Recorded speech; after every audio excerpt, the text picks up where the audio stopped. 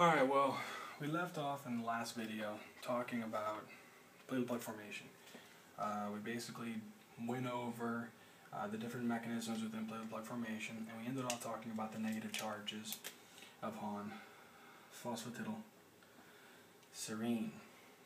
Okay, there's a negatively charged phospholipid on the external membrane of the aggregated platelets called phosphatidylserine or platelet factor 3. And we said that was the last thing that we discussed, actually. Well, what I want to start talking about now is we want to talk about coagulation. What is coagulation?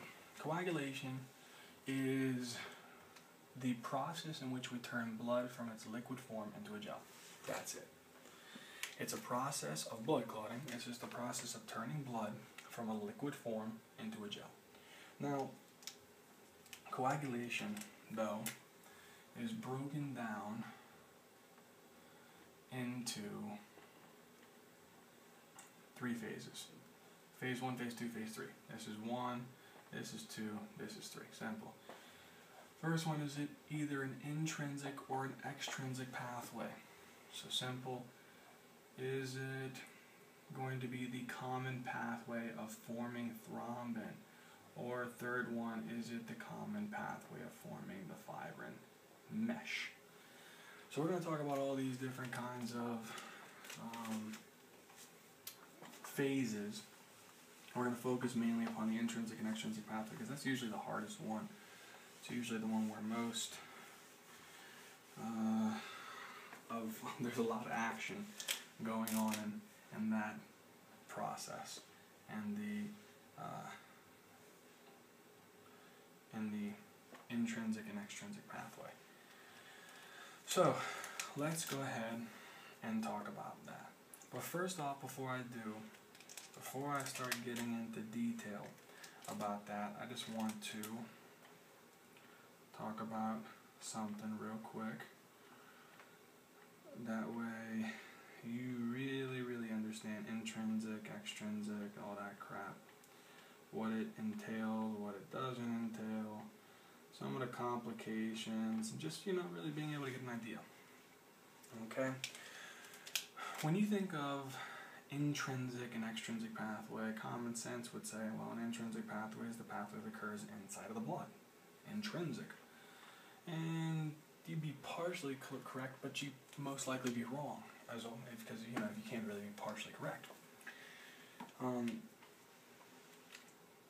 What we can say is, in a way, intrinsic pathway occurs inside the blood vessel. Why? Because there's clotting proteins in the blood vessel. And an extrinsic pathway occurs outside the blood vessel. But an extrinsic pathway really can't occur unless the intrinsic pathway helps it. What does that mean? You're probably like, dude, you lost me. Let's make it simple. Here's your circulation. Okay? Here's your tissue cells. Your tissue cells undergo trauma. They were damaged. They were hurt in any way, shape, or form. Now they look all ugly and weird. Okay, so from a beautiful tissue cell to a rigged tissue cell. Well, this tissue cell can release tissue factors, which we're going to talk about, called factor 3. But that's not going to help. Why? Because if this blood vessel is still intact, can clotting proteins escape into the actual interstitial fluid and then initiate a hematoma formation? No. Why? Because the blood vessel's intact. It's going to bounce off. It's going to stay inside the blood vessel. And so really we can say that an extrinsic pathway needs the intrinsic pathway, but an intrinsic pathway can occur on its own. Why? Because all the clotting proteins are within the blood. But there's something weird about the intrinsic pathway, because you can't always say that it just occurs inside the blood.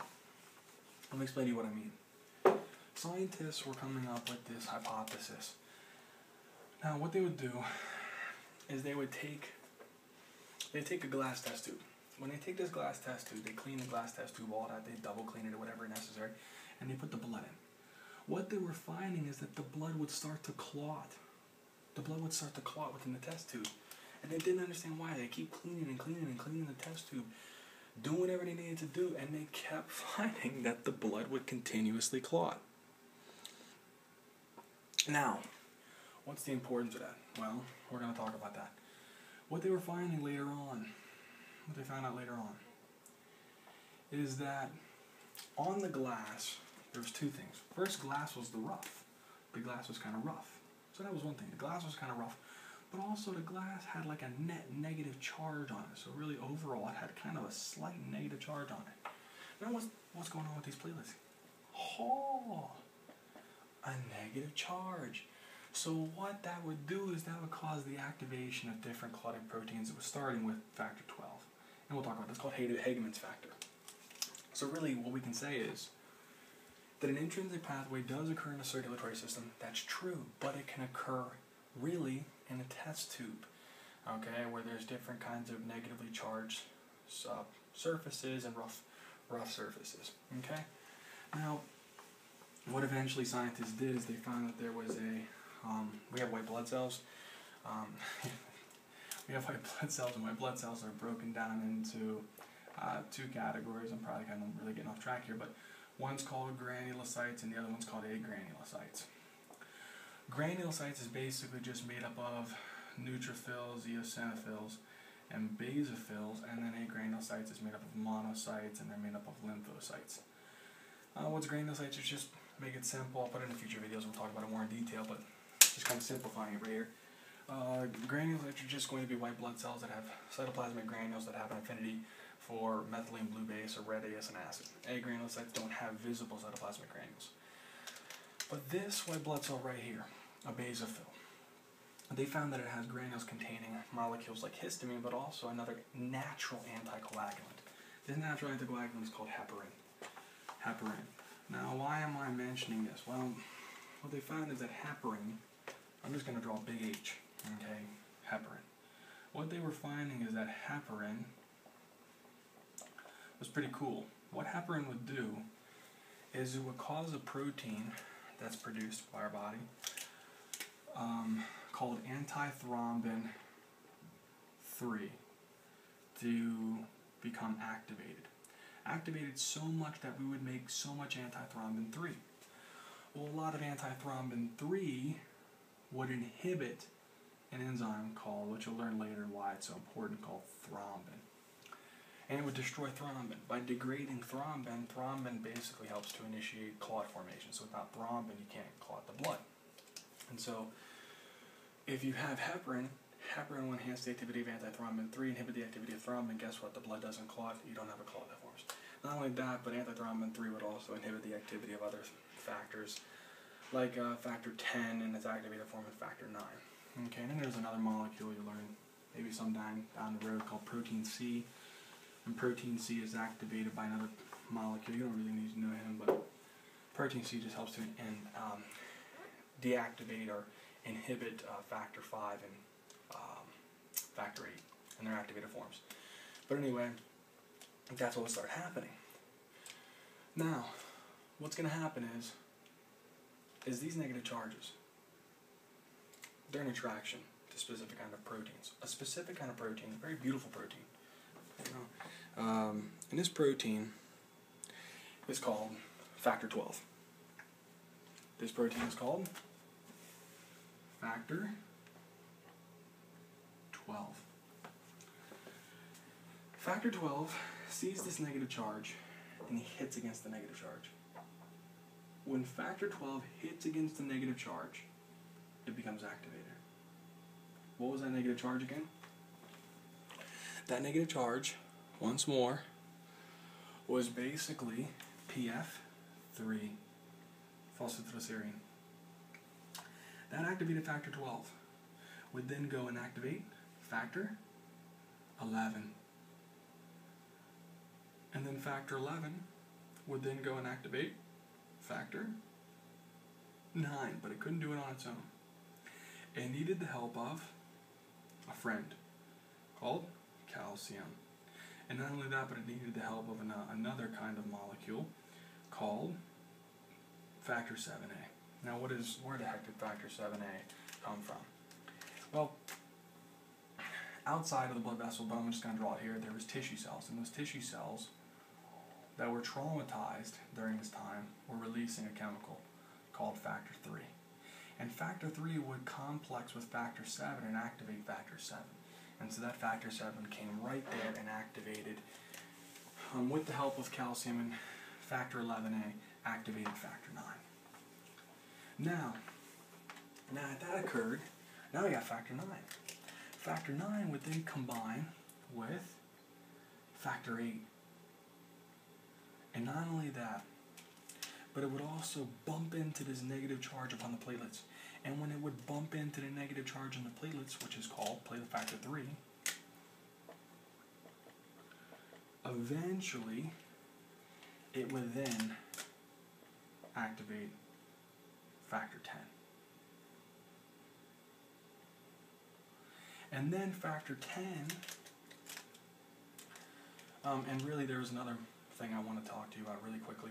Those injured tissue cells, when they would release that factor 3, the injured tissue cells, when they would release factor 3, and then factor 3 complex with factor 7A, and a factor 9A complex, they would all combine together. And then both of these would activate factor 10. And then factor 10 would then combine with factor 5, calcium, and it would combine with platelet factor 3. So factor 5, calcium, and platelet factor 3 will all combine together and form the prothrombin activator. This is where it's like, holy crap. There's a lot of stuff in this, a lot of things you gotta memorize. So let's go through this a couple times. Let's just go through it a couple times, make sure you remember it, make sure you understand it. And you know, the more you practice these things, the easier it becomes. One more time. But the whole purpose, the last step that really is possibly the most important step, is this last one. Factor 10A combining with calcium, factor 5 PF3 to form the prothrombin activator. That's really it. But again, if you damage the endothelial cells, exposing the underlying collagen fibers, triggering the von Willebrand factor release, causing the platelets to aggregate, causing negative charges, factor 12 hits off the actual negative charges. He activates himself by hitting that PF3.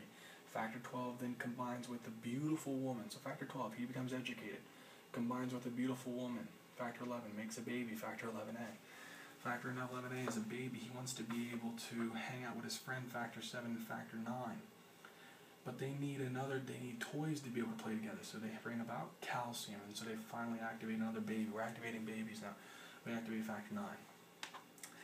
The activated baby then combines with factor 8 and hits off the negatively charged phospholipid on the platelet's external membrane called PF3, and that forms a factor 9A complex, 9-8A complex, and the injured tissue cells release factor 3 or tissue factor, which complexes with factor 7 and forms a factor 3-7A complex. That combines with the factor 9-8A complex and activates factor 10. The most important step is possibly this one right here. Factor 10A combines with calcium, factor 5, and platelet factor 3 to form the prothrombin activator. You're probably wondering, why so picky? Let me tell you why. If people have the deficiency of factor 7, they can develop a severe hereditary condition due to, it's most commonly due to mutation within the chromosome, specifically sex chromosomes. X chromosomes, so it's more common in males than it is in females. Hemophilia A. Hemophilia is a deficiency of factor 7. Hemophilia B is the deficiency of factor 9. Hemophilia C is the deficiency of factor 12. So you can see that it's really important to actually know what happens if I have no factor 7, no factor 9, no factor 12. There is importances. So this is just a memorizing kind of deal. But just remember that an intrinsic pathway can occur on its own. Okay, it doesn't need the help of an extrinsic pathway, but an extrinsic pathway needs the help of an intrinsic pathway. This is basically phase 1. We're going to go into phase 2 here in my next video, so come on to my next video and we'll go over phase 2.